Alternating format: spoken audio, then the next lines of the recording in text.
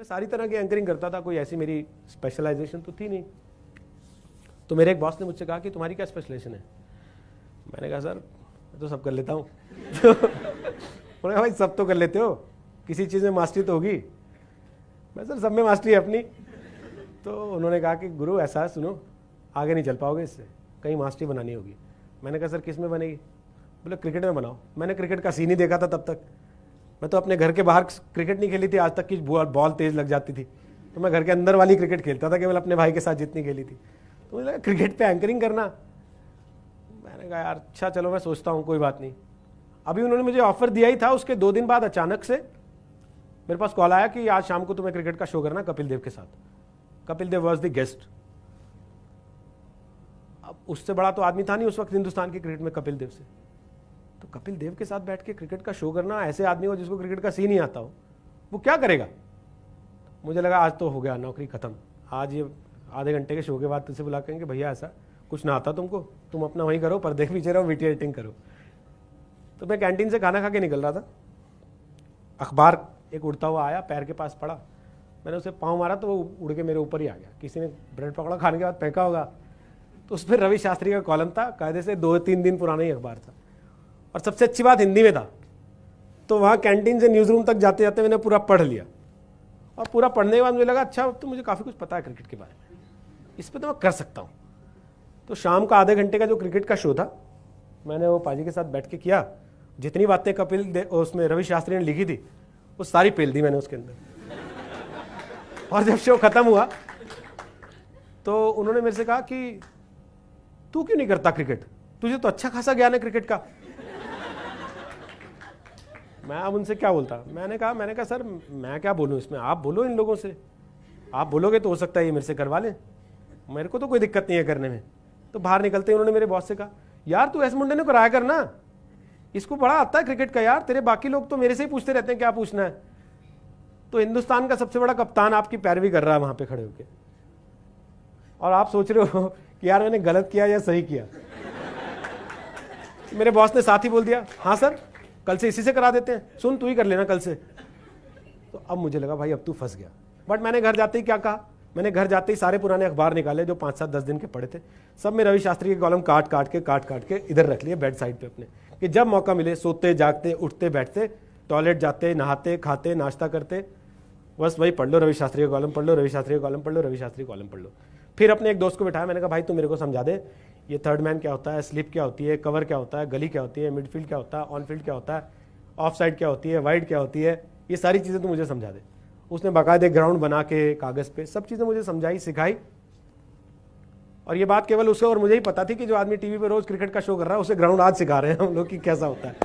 पर मैंने वहाँ पे हौसला नहीं छोड़ा, वो रवि शास्त्री के कॉलम पढ़ पढ़ के ही 2 दिन 4 दिन 6 दिन 7 दिन 8 दिन 10 दिन मैंने 8 साल क्रिकेट के शोज किए, वर्ल्ड कप क्रिकेट कवर किया, दुनिया भर के देश घूम लिए क्रिकेट के, जहां जहां क्रिकेट मैच होते थे वहां कवर करने जाता था।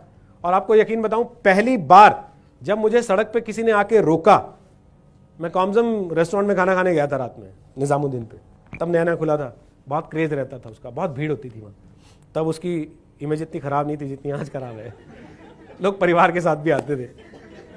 तो मैं गया वहाँ पे बैठा हुआ था मैं अपने दोस्तों के साथ 2-3, तो 3 लड़के आए आपकी एज के मेरे पास 20-22 साल के, भैया आप रोहित सरदाना है? मैंने कहा हाँ बताइए। आप जी न्यूज़ पे क्रिकेट वाला प्रोग्राम करते हैं ना? मैंने कहा ये अपना क्रिकेट का शो करना सक्सेसफुल हो गया, आज पहली बार किसी ने जो है बाहर आके पहचान लिया कि ये आदमी वही है जो टीवी पे आता है। आप सोचो मैं जब अपने घर से निकला था तो मैं ये थॉट लेके निकला था कि भाई आप जब बाहर निकलो तो लोगों को आपको पहचानना चाहिए। तब वो 2006 में जाके 2007 में जाके मुझे लगा 2008 में जाके कि हाँ भाई अब उस दिशा में आपने बढ़ना शुरू कर दिया। अगर मैं पहले दिन उससे कह देता कि सर मेरा तो क्रिकेट में कोई ऐसा है नहीं इंटरेस्ट, मैंने कभी जीवन में क्रिकेट खेली नहीं, जैसा हम आमतौर पर करते हैं, कोई अपॉर्चुनिटी आती है हम उसको अपने उस पर टेस्ट करते हैं कि भाई हम इसके साथ कितने कंफर्टेबल हैं, और हम फाइनली उसको डिनाई या एक्सेप्ट कर लेते हैं। वहां पे आने के बाद वहां क्या होता है, वो अपॉर्चुनिटी जब हमारे हाथ से चली जाती है फिर हम बैठ के रोते हैं कि यार मौका आया था चला गया, किसी और को मिल जाता है, वो उसको एक्वायर कर लेता है, वो उस पर अपनी अचीवमेंट्स गेन करता है और फिर आपसे आगे बढ़ जाता है, आप वहीं के वहीं खड़े हुए देखते रह जाते हो। आप बाद में कहते हो जैसे वो शाहरुख वाली फिल्म थी चक दे, तो बाद में कई हीरोज़ कह रहे थे हाँ वो मुझे रोल ऑफर हुआ था, मैं उस वक्त कर नहीं पाया क्योंकि मैं बिजी था। भाई शाहरुख खान ने कर लिया और चक दे इतिहास बन गई, है ना। दंगल आमिर खान ने कर लिया, वो इतिहास बन गई। ऐसी कितनी फिल्में आपको मिलेंगी जहां पे एक हीरो कर लेता है, वो इतिहास बना देता है, और बाकी के लोग बाद में आके कह रहे होते हैं एक्चुअली ऑफर तो मुझे ही की गई थी लेकिन मेरे पास टाइम नहीं था। भाई तब तेरे पास टाइम नहीं था, अब तेरा टाइम खराब हो गया इसी वजह से। सो आप लोगों को मेरा यह सुझाव है कि जीवन में जब भी कोई ऐसा मौका आता है, कोई अपॉर्चुनिटी आती है, कोई ऐसी चीज आती है जहां पे आप हो सकता है उस समय उसके मास्टर नहीं भी हो, उसको डिनाय मत करो, उसको धक्का मत मारो, उसको लात मत मारो, उसको पकड़ो, अपने आप को जज करो। अगर आज की तारीख में कहीं आपको लग रहा है कि आपके पास थोड़ी सी भी पॉसिबिलिटी है कि आप उसको जस्टिफाई कर सकते हो अपने आप को थोड़ा सा मॉडिफाई करके, तो उसको करना चाहिए, उसको छोड़ नहीं देना चाहिए। क्योंकि जब आप छोड़ दोगे तो वो किसी और के लिए हो जाएगी, और जब वो किसी और के लिए हो जाएगी तो आपका कंपटीशन आपसे वहां से आगे निकल जाएगा, आप उससे पीछे रह जाओगे।